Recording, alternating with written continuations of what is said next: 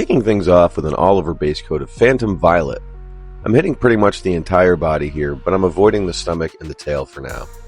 As always, I'm keeping my layers nice and thin, almost like lightly tinting the surface rather than trying to force full opacity in one go. With anime-style painting especially, smoothness is everything, so controlled, even coats are your best friend.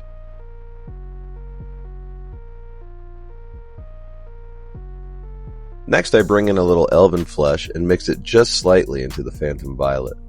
This gives me a brighter tone to punch up the midtones. I layer this over the base coat, but I'm tightening the coverage so that the original violet still frames the edges. Instead of trying to blend everything smoothly, I'm following the anatomy and creating those sharp, eye-catching transitions you see in anime art. The goal is for each step up in brightness to feel deliberate and graphic, almost like cell shading brought into 3D.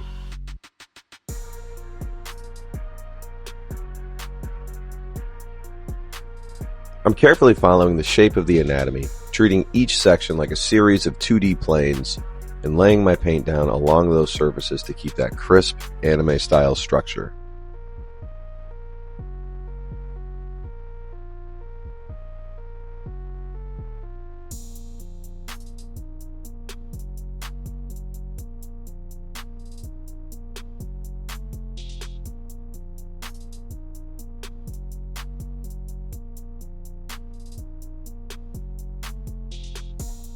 For the third layer, I introduce a touch of nuclear white into the mix and use that to build the next highlight. I'm placing this layer inside the previous one, shrinking the coverage again so the step-ups and values stay clean and easy to read. This is where those sharp anime-style transitions really start to pop.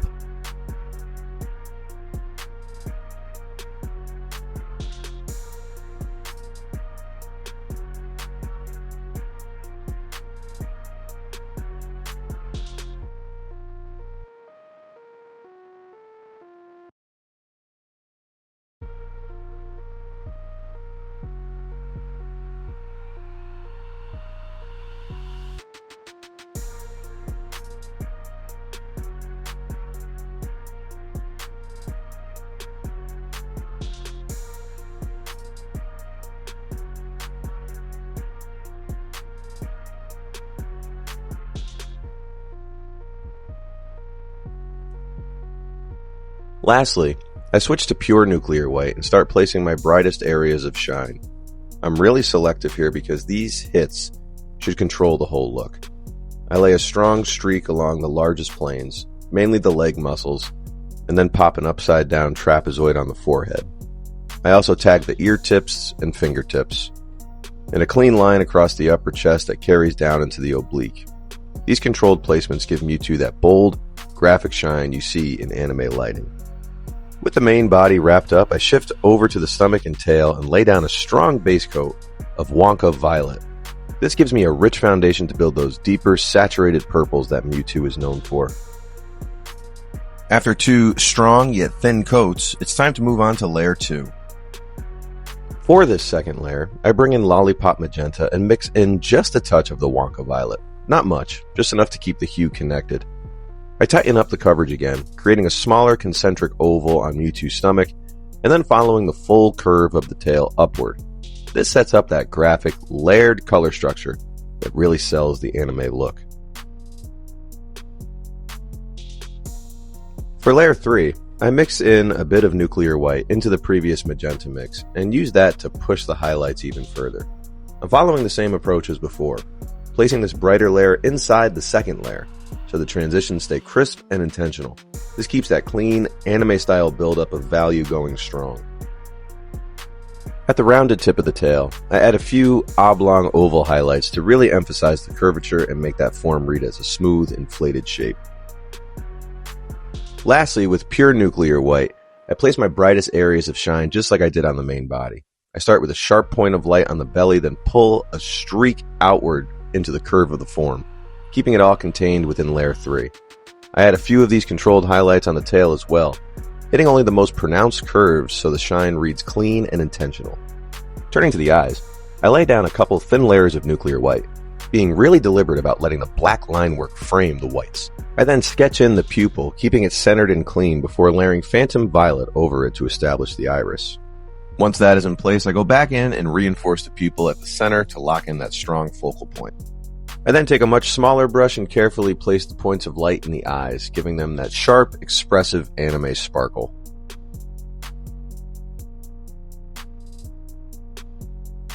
With the main form complete, I move on to the magic effect. I'm going for more of a fiery aura here, so to boost the overall brightness, I start by laying down a couple thin layers of OSL Intensity White. This gives me a super bright foundation that will let the colors glow once I start stacking them on. Next, I move on to an orange floor pigment. Since it comes as a powder, I mix it with just a couple drops of water to get it moving. Once it's ready, I lay a full, even base coat of this pigment over the entire effect in his hands to establish that fiery base.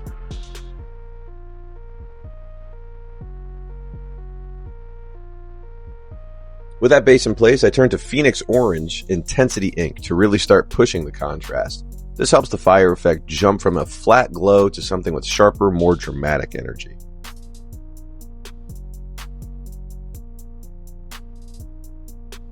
Next, I boost the brightness by applying Cyber Yellow to the bubbly, raised portions of the effect. Targeting only these high points makes the glow feel hotter and more dimensional, almost like the energy is swelling from the inside. I'm using a light touch here, letting the yellow sit on top of the orange rather than burying it, which helps keep that sharp, animated pop. These small, selective hits are what really sell the intensity of the magic effect.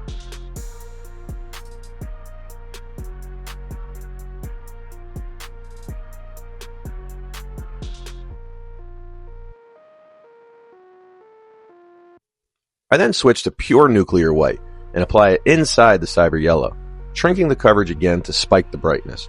This gives the effect a concentrated, almost electric core, which reads beautifully in an anime-style glow. By layering the highlights in this way, each step gets sharper and hotter looking, pulling the viewer's eye right to the center of the magic effect.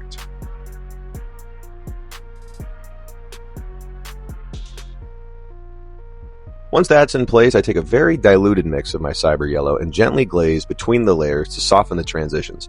This doesn't erase the sharp anime-style steps, it just smooths the edges enough to keep the glow cohesive. It helps everything feel like one continuous surge of energy instead of a stack of disconnected highlights.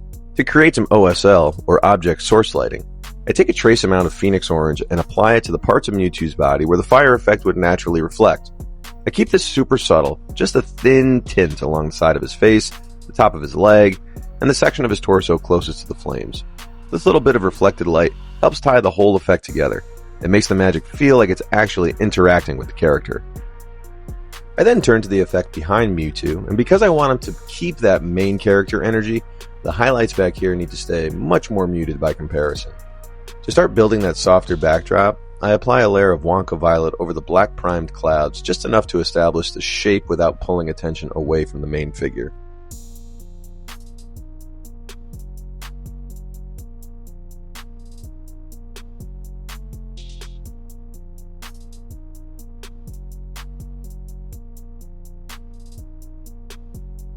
To keep a sense of warmth in the background effect, I mix Ember Orange into the Wonka Violet and use that for the next highlight.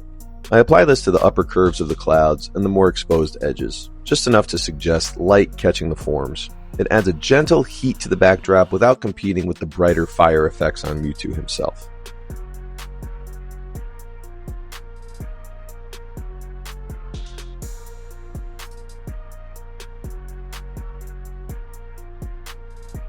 For the next layer, I add a touch of nuclear white into the mix to gently bump the brightness. I use this sparingly, placing it only on the highest points of the cloud so the background stays soft and doesn't steal focus from Mewtwo.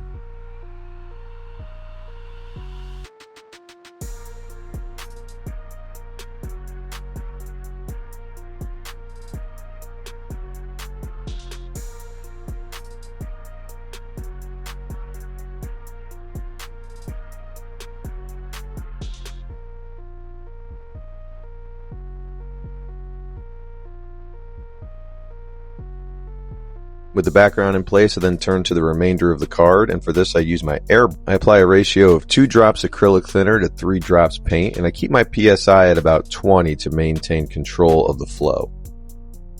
With this, I carefully lay a foundation around the remainder of the card. Next, I apply a layer of Phantom Violet over the Wonka Violet to further enrich and deepen the card background. This helps me capture that classic Psychic-type Pokemon card vibe, moody, energetic purples that feel just a little otherworldly while still keeping the focus firmly on Mewtwo. Sticking with the airbrush, I apply Lollipop Magenta to the bubbles at the bottom of the card. This adds a bright, playful pop of color that ties back into the psychic energy theme without distracting from the main figure. I then follow that up with a highlight layer using Pixie Pink, placing it on the upper curves of the bubbles to give them a soft, luminous lift. With those layers in place, I use pure nuclear white to drop in a sharp point of light and a clean streak across the bubbles, giving them that glossy, anime-style shine.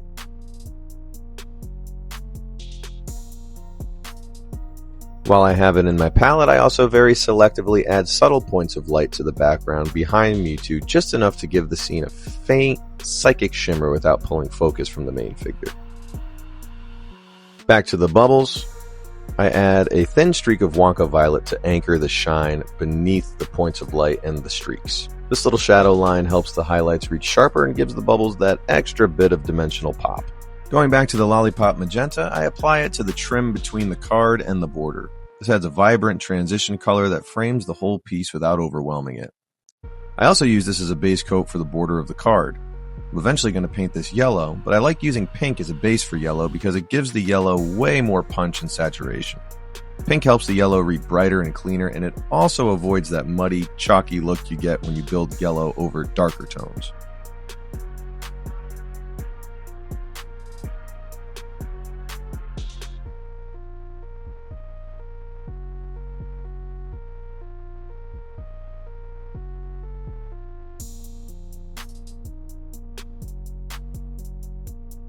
The yellow I choose for this is Cyber Yellow, which sits really nicely over that pink base and gives me the bold, saturated border I'm aiming for.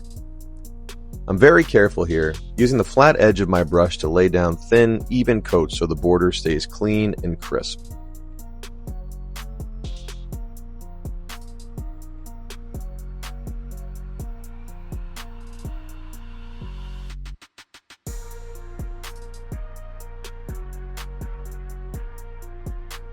Turning to the raised text on the card, I use a fresh Q-tip to apply Afterglow, letting the pigment catch only on the highest points so the lettering lights up cleanly.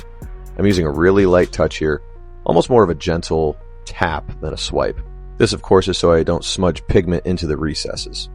This keeps the effect crisp and gives the text that subtle, glowing highlight without overwhelming the details. For any of those hard to reach areas, such as the things between the bubble or the areas of the dividers, I go back in with a very fine tipped brush.